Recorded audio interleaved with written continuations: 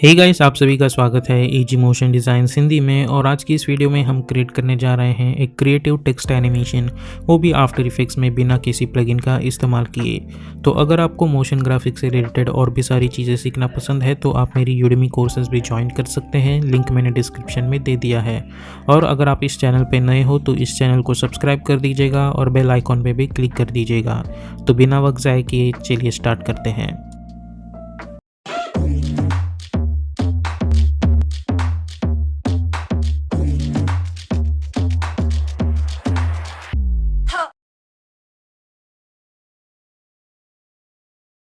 तो अभी हम आ चुके हैं एडोबी आफ्टर इफेक्ट्स में। हम हमेशा की तरह एक न्यू कंपोजिशन क्रिएट करेंगे जिसे हम नाम दे देंगे मेन एनिमेशन। कुछ इस तरीके से विड्थ मैंने रखी है 1920, हाइट रखी है 180, फ्रेम रेट 30, ड्यूरेशन 20 सेकेंड्स और बैकग्राउंड कलर रख दिया है ब्लैक और ओके पे क्लिक कर देंगे। उसके बाद हम जाएंगे choose grid and guide option में और टाइटल सेक्शन पे क्लिक कर देंगे। उसके बाद हमें अपना टेक्स्ट टाइप करना है और फॉन्ट आप कोई भी चूज़ कर सकते हैं। मैं चूज़ करने वाला हूँ ऑसवर्ल्ड फॉन्ट, लेकिन एज आई सेड कि आप कोई भी फॉन्ट चूज़ कर सकते हैं। अब मैं यहाँ पे अपना एक टेक्स्ट टाइप कर देता हूँ। मैं सिंपल टेक्स्ट टाइप करूँगा, motion graphics dash again motion graphics. Okay, तो ये टेक्स्ट जो है वो मैंने टाइप कर दिया है। इस टेक्स्ट को सिलेक्ट करूँगा मैं, कंट्रोल अल्ट होम करके इसके एंकर पॉइंट सेंटर में लेके आएंगे। उसके बाद हम जाएंगे अलाइन टैब में, अलाइन हॉरिजॉन्टली और उसके बाद अलाइन वर्टिकली। उसके बाद हमें इस टेक्स्ट लेयर पे एक मास्क क्रिएट कर देना है। तो मैं जाऊंगा इलिप्स टूल में और शिफ्ट होल्ड करके एक मास्क क्रिएट कर दूंगा। डबल प्रेस करके इसे प्रॉपरली सेंटर में लेके आते हैं हम लोग।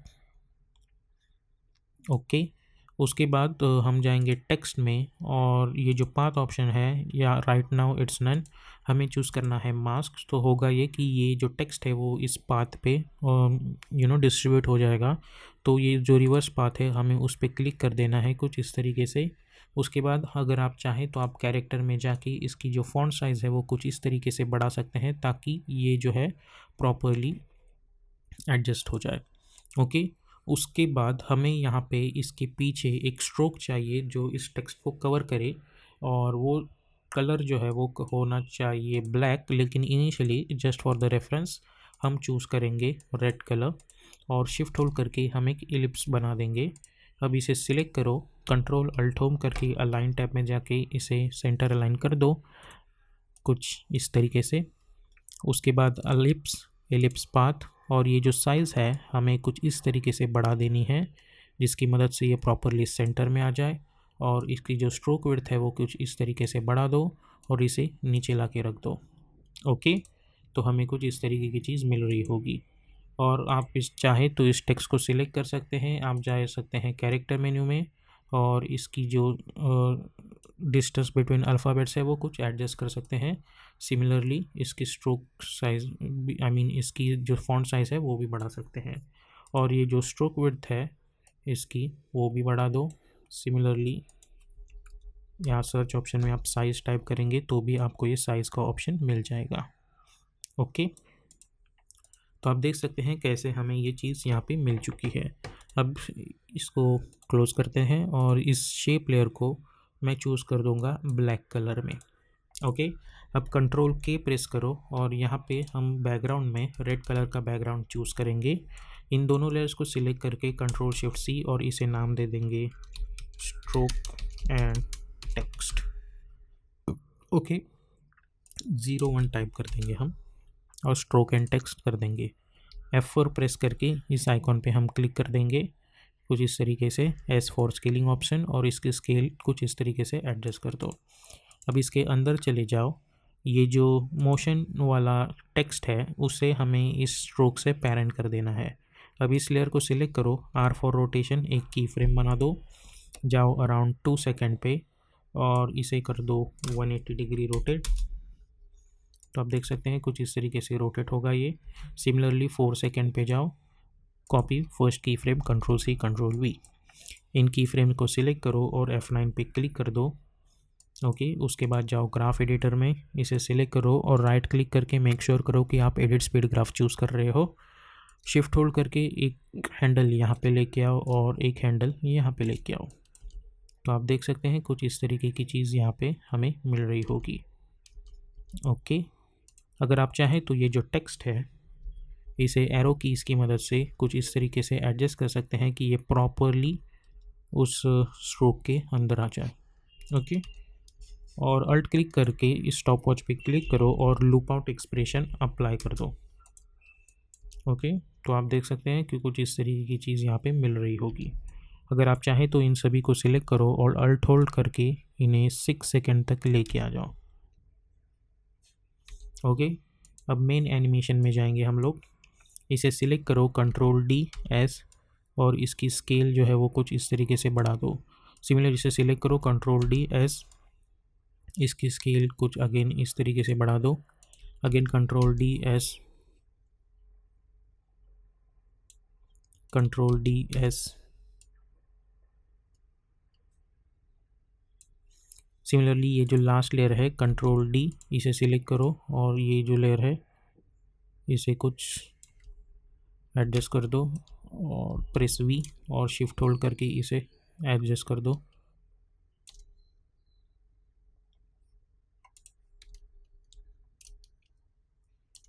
बेसिकली हमें कोई भी वॉइड नहीं छोड़ना है यहाँ पे। अगर आप चाहें तो इसे भी सिलेक्ट करो, कंट्रोल डी, शिफ्ट होल्ड करके कुछ इस तरीके से, कंट्रोल डी, लास्ट लेयर को सिलेक्ट करके शिफ्ट होल्ड करके, control D, last layer. Okay, I think इतना काफ़ी है। और अगर मैं इसे प्ले करता हूँ क्वाड रेजोल्यूशन में तो कुछ इस तरीके से एनिमेशन दिख रहा होगा। ओके। अब यहाँ पे मैं 10 फ्रेम्स का डिस्टेंस रखूँगा इन सभी में, ताकि ये एक के बाद एक एनिमेशन होना स्टार्ट हो जाए। ओके। सिमिलरली इस पॉइंट पे जाऊँगा, सभी को सिलेक्ट करो कंट्रोल ए की मदद से, अल्ट ओपन स्क्वायर ब्रैकेट की मदद से सभी को ट्रिम करके यहाँ पे लेके आओ। स्टार्ट में जाके ओपन स्क्वायर के ब्रैकेट की मदद से इन्हें यहाँ पे लेके आओ। अब ये जो फर्स्ट लेयर है इसके अंदर चले जाओ।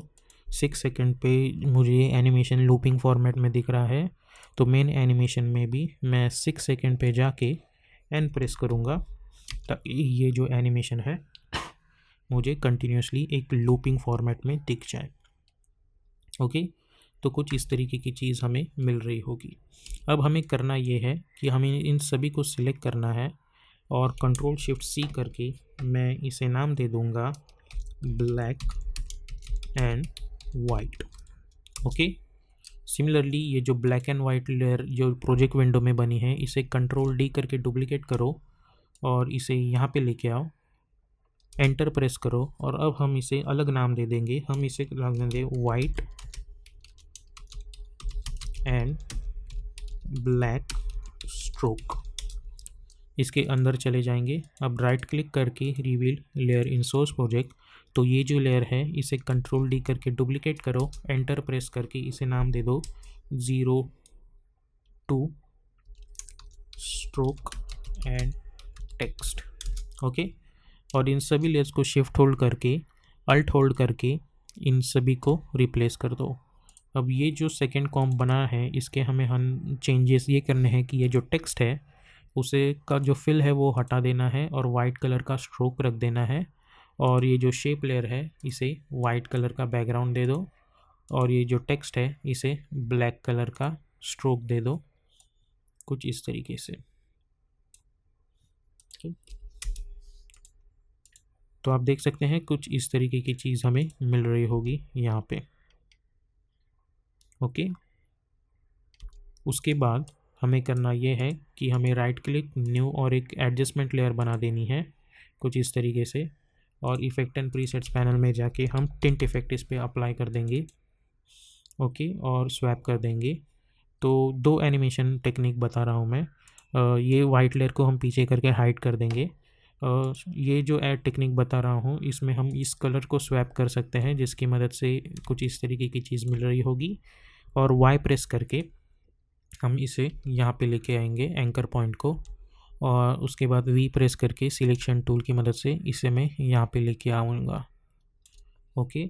इस एडजस्टमेंट लेयर को सिलेक्ट करो, R4 रोटेशन, एक की फ्रेम, 6 सेकेंड्स पे जाके इसे मैं कंप्लीट 1 रोटेशन दे दूंगा।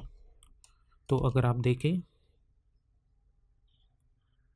तो मुझे कुछ इस तरीके की एनिमेशन यहाँ पे मिल रही होगी। ओके, और कंट्रोल Y की मदद से एक ब्लैक बैकग्राउंड में नीचे ला के रख देता हूँ। तो आप देख सकते हैं हमें किस तरीके का एनिमेशन यहाँ पे दिख रहा होगा। ठीक है, तो ये एक तरीका है इस चीज़ को एनिमेट करने का। या फिर दूसरा एक तरीका है कि चलो मैं कंट्रोल 0 करके ये जो मेन एनिमेशन कॉम्प है, कंट्रोल D करके डुप्लीकेट कर देता हूँ और इसके अंदर चला जाता हूँ और यहाँ पे हम ये एडजस्टमेंट लेयर हटा देंगे। और जैसा कि हमने देखा कि हमने एक और कंपोजिशन बना दिया है जिसके अंदर इस तरीके का स्ट्रक्चर है। तो इसके लिए हमें अपना रेक्टेंगल टूल सिलेक्ट करके उसका स्ट्रोक हटाना होगा और कलर आप कोई भी रख सकते हैं और डबल क्लिक करके आप एक कुछ इस तरीके की एडजस्टमेंट लेयर बना दीजिए। इस लेयर को सिलेक्ट करो, Y for pen behind tool और कंट्रोल होल्ड करके इसे टॉप पे लेके आओ, V और इसे नीचे लेके आओ और इस वाइट एंड लेयर को सिलेक्ट करके हम अल्फ़ा मास्क पे क्लिक कर देंगे। इसे सिलेक्ट करो, S फॉर स्केलिंग, अनलिंक और इसकी स्केल कुछ इस तरीके से बढ़ा दो। सिमिलरली यहाँ से स्केल बढ़ा दो। इस लेयर को सिलेक्ट करके R4 रोटेशन, एक की फ्रेम यहाँ पे 6 सेकेंड पे 1 कंप्लीट रोटेशन। तो अगर आप देखें अभी तो ये एनिमेशन हमें कुछ इस तरीके की दिख रही होगी। ओके, तो आप इस तरीके की चीज़ भी बना सकते हैं। ओके, तो इस तरीके से आप क्रिएटिव टेक्स्ट एनिमेशन बना सकते हैं। ये एक तरीका है और ये भी एक तरीका है। तो आप अपने हिसाब से कोई भी चूज़ कर सकते हैं।